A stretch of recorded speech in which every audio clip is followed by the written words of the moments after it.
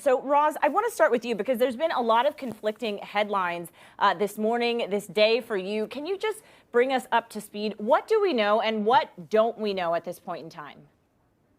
So the key headline from today so far, as you were saying, is that the Russian government has announced that it plans to start moving some troops back from the Ukrainian border. These are the western and southern troops which are currently near eastern Ukraine, and that it plans to pull some of those troops back to base in the coming days and weeks. And that, of course, follows the comments by the Russian foreign minister tomorrow. So what we don't know is exactly what that entails or how quickly it might happen. There's no sense so far of how many troops might be involved. Is it several thousand? Is it tens of thousands? There's a very significant military presence currently on the Ukrainian border, an awful lot of very high-tech military equipment. So you could pull back some troops and leave others there and other equipment there, for example. So how widespread would any pullback be, and for how long?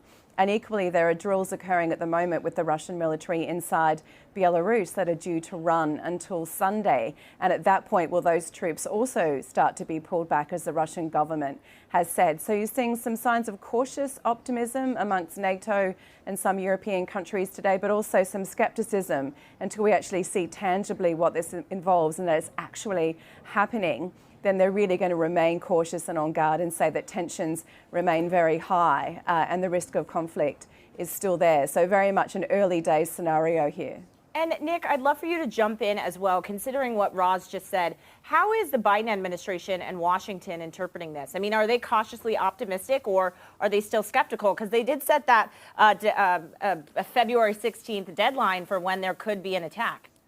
Right. I think what you're seeing in Washington right now is extreme skepticism. Obviously, the words are interesting and caused everybody to perk up a little bit. And we're seen as at least some small sign that maybe Vladimir Putin is going to blink, and there's the possibility that things could de-escalate. But as Roz indicated, U.S. intelligence on this is top-notch, and also those troop movements and the troop buildup has been impossible to avoid. Satellite imagery and movements filmed by just regular people on the ground on their cell phones. And so far, the U.S. officials are saying there really is no indication that actions have followed up on those words. So they really want to see the first steps toward Vladimir Putin actually doing what he's saying he's doing. And again, you do have those statements, but that goes against all the intelligence the U.S. has had and that it's been very open in broadcasting, which is,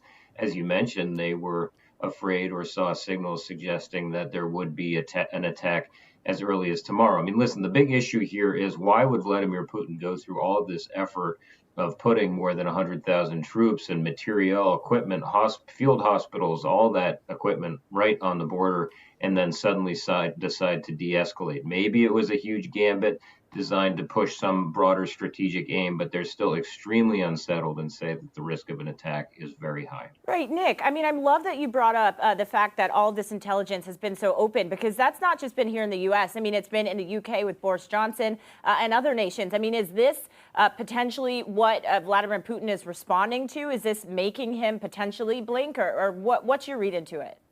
Well, the big thing that everybody says that seems very much to be the case is the only person who really knows what Vladimir Putin is thinking is Vladimir Putin. But it's been very clear that the U.S. strategy on this with the UK and some European allies has been extreme forwardness in making clear what they know, declassifying intelligence. Essentially, what they appear to want to do is back Vladimir Putin into a corner and say, okay, here's everything we know. There can be no ambiguity of exactly what you're seeing.